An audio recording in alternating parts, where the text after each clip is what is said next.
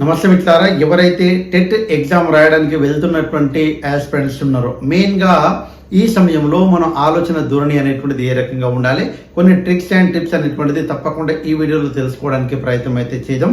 చాలామంది ఈ క్షణంలో చాలా తప్పులు అంటే చాలా బాగా చదువుతారు, కానీ తెలియని తప్పులు చేసి మార్కులు పోగొట్టుకొని క్వాలిఫై కాకుండా బాధపడేటువంటి ఆస్పిరెంట్స్ చాలామంది చూస్తున్నాము.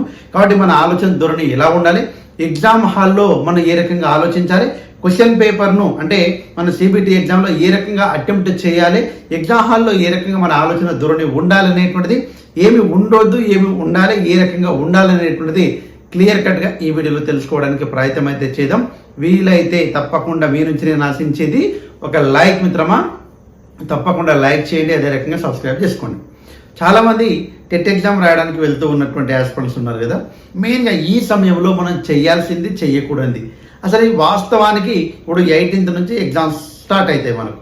కాబట్టి మనకు ఒక 25th 26th ఎగ్జామ్ ఉందనుకోండి, అప్పటి వరకు మనం చేయాల్సినటువంటి పని ఏంటంటే ఫస్ట్ ఏవైతే సిలబస్ మనం చదివామో వాటిని రివిజన్ మాత్రమే చేసుకుంటూ ఉండాలి. సిలబస్ రివిజన్ చేయాలి, ప్రాక్టీస్ పేపర్లు చేసి ఉంటే ప్రాక్టీస్ పేపర్లు రివిజన్ చేయాలి, ప్రీవియస్ పేపర్లు ఉంటే ప్రీవియస్ పేపర్లు కూడా రివిజన్ చేయాలి. కొత్త వాటి జోలికి అంటే ఇప్పటి వరకు చదవనటువంటి టాపిక్ జోలికి వెళ్ళకూడదు. ఇది మొట్టమొదటిగా మనం చేయాల్సింది. అంటే చదివిన దానికే రివిజన్ అనేటువంటిది అనేక సార్లు చేయడం ద్వారా కాన్ఫిడెన్స్ అనేటువంటిది పెరుగుతుంది. కొత్త వాటికి వెళ్తే ఎగ్జామ్ పాయింట్ ఆఫ్ వ్యూలో మనం చదువుతున్నాం కాబట్టి అది మనకు కొద్దిగా కన్ఫ్యూజ్ కావడానికి అవకాశం ఉంటుంది. కాబట్టి న్యూ సిలబస్ అనేటువంటిది అంటే ఇంతవరకు చదవనటువంటి సబ్జెక్ట్ అనేటువంటిది చదవడానికి ప్రయత్నం చేయకండి. ఏవైతే చదివారో వాటిని చదవడానికి ప్రయత్నం అయితే చేయండి.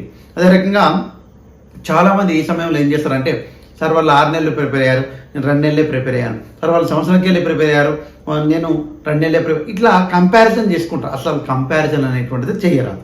ఈ రెండు పర్ఫెక్ట్గా మీరు ఉండండి. ఇంకా ఎగ్జామ్కి పోయినప్పుడు ఎగ్జామ్ పాయింట్ ఆఫ్ వ్యూలో ఇంకా నాకు అన్నీ వచ్చు, నేను పర్ఫెక్ట్గా చెయ్యగలుగుదా అనే కాన్ఫిడెన్స్ పెంచుకొని వెళ్ళండి. వెళ్ళిన తర్వాత ఎగ్జామ్ హాల్లో మనకు 150 క్వశ్చన్స్ ఉంటాయి. కాబట్టి ఆ 150 క్వశ్చన్స్లో ఫస్ట్ మనము అది అంటే మన క్వశ్చన్ పేపర్ వచ్చినప్పుడు ఫస్ట్ క్వశ్చన్ అంటే మీకు సబ్జెక్ట్ ఏదైతే ఈజీగా ఉంటుందో ఆ సబ్జెక్ట్ అనేటువంటిది ఎక్కడి నుంచి మొదలవుతుంది అనేటువంటిది మనకు ఎగ్జామ్ హాల్లో పేపర్ ఇస్తారు, రఫ్ పేపర్, దానిపైన కంపల్సరీ క్లిక్ చేసుకోవాలి. ఫస్ట్ మనం క్లిక్ చేసాం, ఇంగ్లీష్ వచ్చింది అనుకోండి మనకు, కానీ మనకి ఇష్టమైన సబ్జెక్ట్ ఏంది, తెలుగు ఉందనుకోండి, మనం తెలుగు సబ్జెక్ట్ చేయాలి ఫస్ట్. అంటే దానికంటే ముందు మనం ఏం చేసుకోవాలి, ఇప్పుడు ఫస్ట్ మనము ఇంగ్లీష్ సబ్జెక్టు 1 to 30 అనేటువంటిది ఇంగ్లీష్ సబ్జెక్ట్ ఉంటుంది. 31 అనేటువంటిది క్లిక్ చేస్తే ఆడ మ్యాథ్స్ ఉంటుందా, తర్వాత తెలుగు ఉంటుందా, కాబట్టి సైన్స్ ఉంటుందా, ఈ రకంగా క్లిక్ చేసుకోవాలి. అంటే 1 to 30, 31 క్లిక్ చేస్తే సబ్జెక్ట్ చేంజ్ అవుతుంది. మనకు ఆ సబ్జెక్ట్ ఏదో రాసుకోవాలి. 61 చేంజ్ చేసుకుంటే అంటే క్లిక్ చేస్తే దానిపైన సబ్జెక్ట్ వస్తుంది. అంటే 1 to 30, 31 to 60, 61 to అంటే ఈ రకంగా మనం చేసుకుంటే అన్ని సబ్జెక్టులు మనకు ఉన్నటువంటి ఆ సబ్జెక్టులన్నీ ఎక్కడి నుంచి స్టార్ట్ అవుతున్నాయి అన్నటువంటి రఫ్గా మీరు రాసుకోండి. దీనికి జస్ట్ మనకు చేయాల్సింది ఏంటంటే జస్ట్ 1 minute అయిపోతుంది. ఇప్పుడు ఏం చేయాలంటే ప్రారంభించడం అనేటువంటిది చాలా ఇంపార్టెంట్. కాబట్టి ఫస్ట్ మీకు బాగా వచ్చినటువంటి సబ్జెక్ట్ ఏదైతే ఉందో, తెలుగు అనుకోండి, ఫస్ట్ తెలుగు నుంచి స్టార్ట్ చేయండి. 31st క్వశ్చన్ ఓకే, తెలుగుతో స్టార్ట్ చేసి అంటే ఆ స్టార్టింగే మీరు మంచిగా అద్భుతంగా ఆ యొక్క క్వశ్చన్లకు ఆన్సర్ చేస్తే నీలో ఒక పాజిటివ్ వైబ్రేషను, పాజిటివ్ ఎనర్జీ అనేటువంటిది పాస్ అవుతుంది. తప్పకుండా నెక్స్ట్ నీకు ఇష్టమైనటువంటి సబ్జెక్ట్ ఏదైతే ఉందో దానికి మ్యాథ్స్ ఉందనుకోండి, మ్యాథ్స్కి వెళ్ళిపోండి. ఈ రకంగా అంటే మనకు వచ్చినటువంటి సబ్జెక్ట్ నుంచి రానటువంటి సబ్జెక్ట్కి వెళ్ళాలి. ఈ రకంగా ఏం చేయాలంటే 150 క్వశ్చన్లో ఫస్ట్ అన్ని క్వశ్చన్లు చదివి సబ్జెక్టు వరకు ఆన్సర్స్ చేయాలి. 150 క్వశ్చన్స్కి దాదాపు 130 క్వశ్చన్స్ వరకు చేయగలిగారు అనుకోండి మీరు. ఇంకా ఆ రిమైనింగ్ ఉన్నటువంటి 20 క్వశ్చన్లకు ఏ రకంగా చేయాలనేటువంటిది సూపర్ 6 టెక్నిక్స్ అనేటువంటిది నేను చెప్పానండి. ఆ వీడియో చూడండి.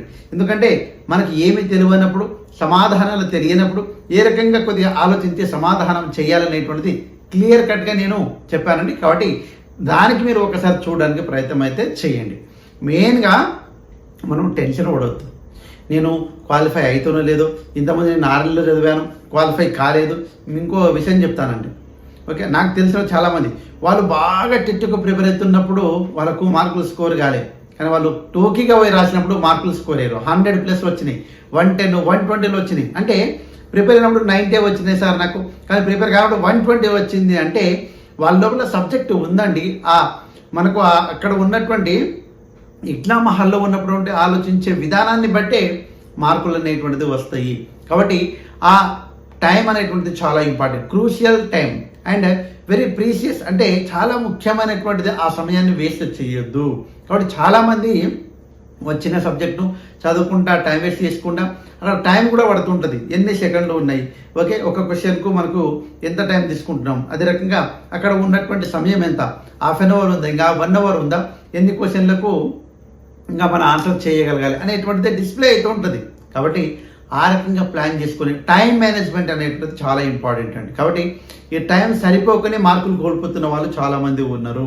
సార్ నాకు కామెంట్ చేయండి మిత్రులారా. కాబట్టి మెయిన్గా అంటే మళ్ళీ 18th నుంచి ఎగ్జామ్ స్టార్ట్ అయినప్పుడు ఎలాంటి క్వశ్చన్స్ అడిగారు అనేటువంటిది తప్పకుండా మీకు తెలియజేస్తాను. పేపర్ ఎలా వచ్చింది అనేటువంటిది ఎక్స్ప్లెయిన్ చేద్దాము. ఎలాంటి క్వశ్చన్స్ ఎక్కడి నుంచి అడుగుతున్నారు అనేటువంటిది మన యొక్క యాస్పిరెంట్స్ కామెంట్ చేస్తారు. కాబట్టి అవన్నీ మీకు అందించడానికి ప్రయత్నం చేస్తాను. సో ఇవి మెయిన్గా మరి ఫోకస్డ్గా చేయాల్సినటువంటి పనులు. మెయిన్గా ఇప్పుడు రివిజన్ మాత్రమే చేయండి. ఆ రివిజన్ చేసిన తర్వాత మీకు ఉన్నటువంటి డౌట్స్ ఏమైనా ఉంటే దాంట్లోకి వెళ్ళి తప్పకుండా వాటిని మీరు క్లారిఫై చేసుకోవడానికి ప్రయత్నం చేయండి. కానీ కొత్తగా చదువుదాము, ప్రాక్టీస్ పేపర్లు చేద్దాము అనే కాన్సెప్ట్ తోటి ఉండకండి. ఎందుకంటే 18th నుంచి ఎగ్జామ్ ఒక 10 days ఉందంటే కామన్గా మీరు చేయొచ్చు అండి, కామన్గా. కాబట్టి నేనేం చెప్తున్నా, మెయిన్గా ఉన్నటువంటి దానికి సరిగ్గా సమయాన్ని వినియోగించుకొని ముందుకు వెళ్ళడానికి ప్రయత్నం చేయండి. పాజిటివ్ వైబ్రేషన్ తోటి మీరు వెళ్ళండి.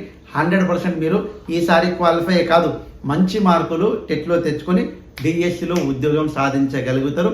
మీ పైన నమ్మకం నాకుంది. ఎస్ఆర్ నో కామెంట్ చేయండి మిత్రులారా. I can achieve my goal అనేటువంటిది కామెంట్ రూపంలో తెలియజేయండి. ఎలాంటి సందేహాలున్నా కామెంట్ రూపంలో తెలియజేయండి. మరొక వీడియోలో తప్పకుండా మీ అందరికీ కూడా తెలియజేయడానికి ప్రయత్నం అయితే చేస్తాను. వీలైతే ఇంగ్లీష్కి సంబంధించింది ఎలాంటి డౌట్స్ ఉన్నా కామెంట్ చేయండి.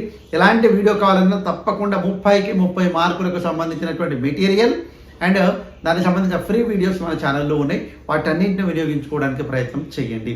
అదే రకంగా ఇంగ్లీష్కి సంబంధించిన టెస్టులు కూడా ఉన్నాయి, ప్రాక్టీస్ టెస్టులు, అవి కూడా ఫ్రీగా ఉన్నాయండి. అవన్నీ కూడా వినియోగించుకోవడానికి ప్రయత్నం అయితే చేయండి. Thanks for watching. All the best.